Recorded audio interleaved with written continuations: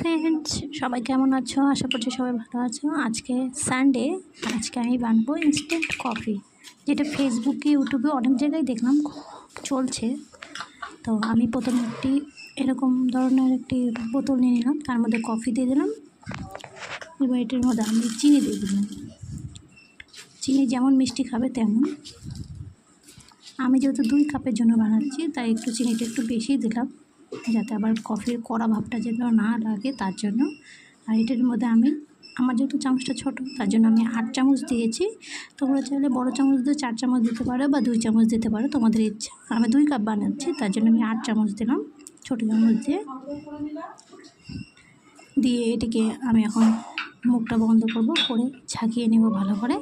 এটা মানে কিছুক্ষণের মধ্যে হয়ে যায়, কয়েক সেকেন্ডও লাগে না কফিটা করতে। আর এটার মধ্যে গ্যাস, ওভেন মানে কিছু তোমার লাগাতে হয় না।